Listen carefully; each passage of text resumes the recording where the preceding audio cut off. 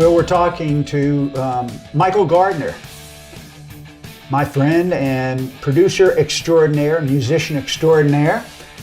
We've been talking about your life on the road with the band PKM, and you were in that for I think you said maybe about 5, 6, 7 years, something like that. Yeah, 7 years, I think. And then after PKM, where did life take you at that point?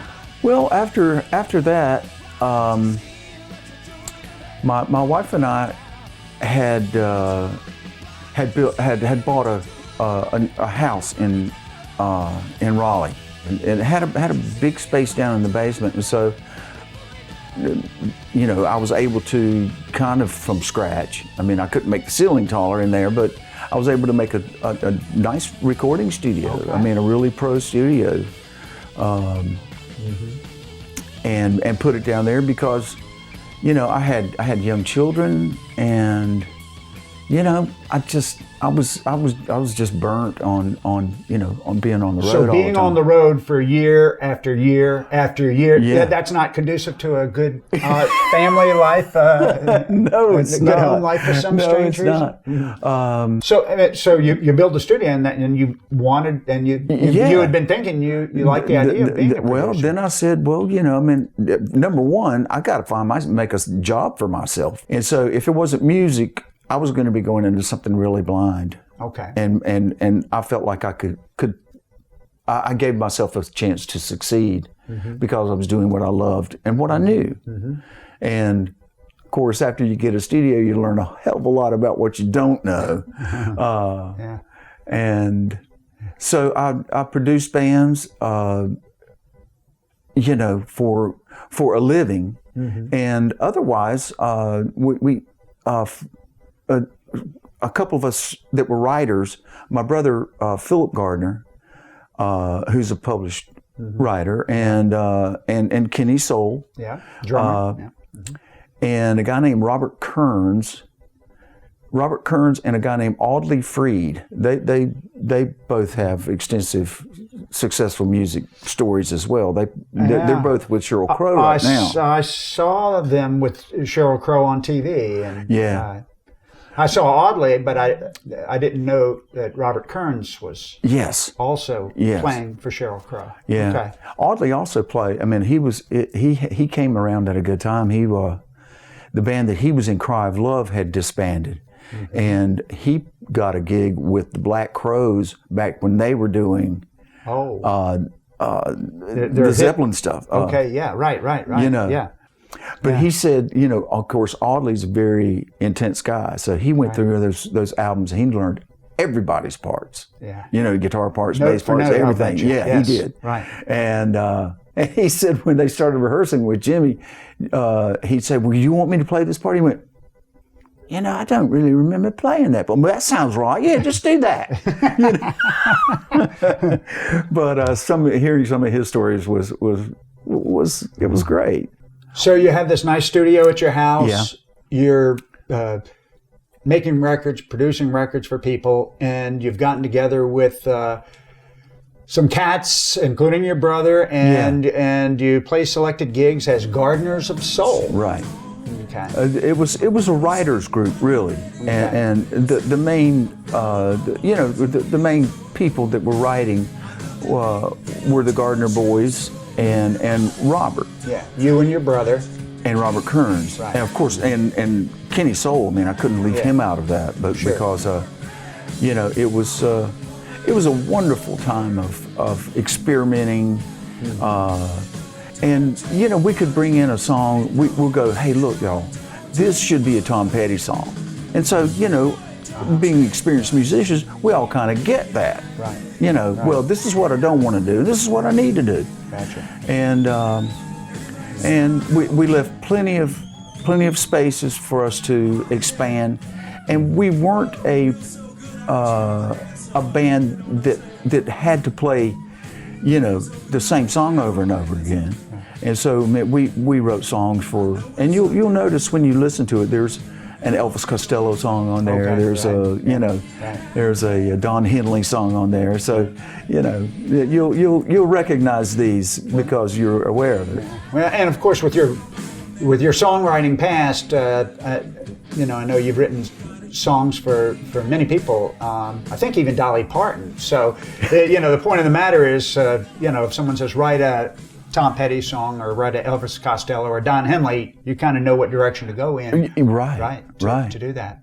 So, how long does that last? That you're oh gosh, playing with those guys and I guess that overlap with your production, what you were doing as a producer, as well. Right. Okay.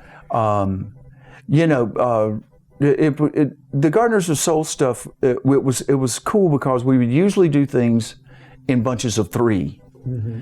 And at one point, Kenny was in a band called DAG, which was huge over in Paris. Okay. And it was authentic funk rock. Okay. Yeah. But they they were going to be gone for several months, and so we said, Kenny, just we don't have time to have fully explored songs. Play 3 drum tracks and we'll write a song to it. Oh, that's interesting. Okay. And so we changed methods all the time. Yeah. Well, in these 3 songs, we each get 3 chances. Right. We're going to listen, we're going to learn, and then we're going to record. Oh, that's going to be the end of it. Yeah. If you did something embarrassing, we'll leave it out. We're not going to do more than that. And we should point out that when you were doing that, everything was on tape, right? That's right. At that point, for those watching, in today's world, and what we recorded on these airwaves is digital, right? Okay, but back in the day, everything was on tape, and you didn't have the luxury of going back in and substituting like you can today. Or auto-tuning, as we were talking about earlier. Right. So you had to be good. Well, and if you go back and listen to these records that were made in the 50s and 60s, mm-hmm. and in the 70s as well, mm-hmm. Those people could sing. They could play. Yes. And it wasn't, oh, can you fix that? It was, oh, let me sing that again. That's flat. Yeah. I want to ask you a question, and that is, you talked about you guys would have different ways of writing songs. Do you have, on the songs that you've written professionally, did you have a particular methodology that you followed that tended to work for you, or did you change it up? And before you answer, I'll say that for me, when I write a song, I always feel like I have to put it on the instrument first, whether or not it's an acoustic guitar or electric guitar, kind of get that and understand what that is before I can come in and write lyrics. I can't do the lyrics first and come back. So that generally works well with me, getting that on a guitar first, and then you can expand it to, the keyboards and bass and drums and lyrics. But do you have a methodology that you've used that works well for you, or do you change it up? Well, I think that I was lucky because of how we worked. I can kind of go either way, mm-hmm. Because the music the lyrics and the music have to be one thing. That you have to have the same bullseye that you're going on to hit. Right. And so, you don't want to put these wimpy "I love my girlfriend" lyrics over Metallica. Right. So it's got to be have some synergy to it. Mm-hmm.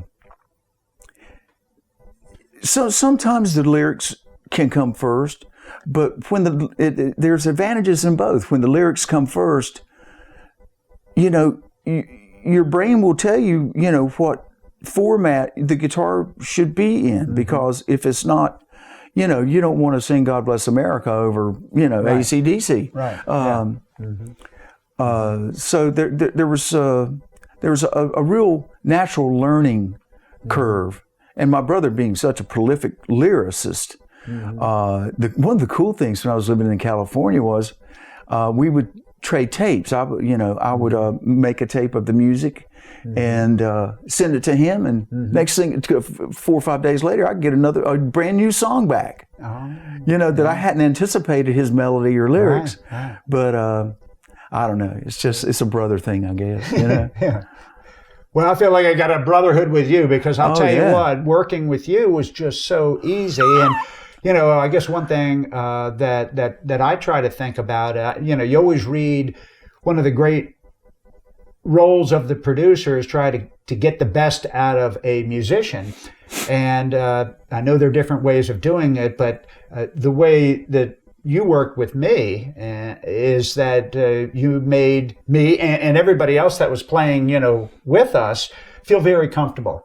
Even though I might have had the suck knob on 10 on my guitar, you never made it. You never made me feel that I was that off. And I think you really. And if someone maybe didn't have the greatest take, you wouldn't lambaste them, but you'd be their biggest advocate and say, well, let's try it again and maybe do this. And so I hand it to you. I mean, you really understand the psychology of being a good producer, as well as compression and EQ and everything else. Just no negativity. It's no all negativity. positive. Yeah. And I know not everybody works that way, but you did, and I want to tell you how much I appreciate that. Well, it was us, man. Yeah. It was a real team thing.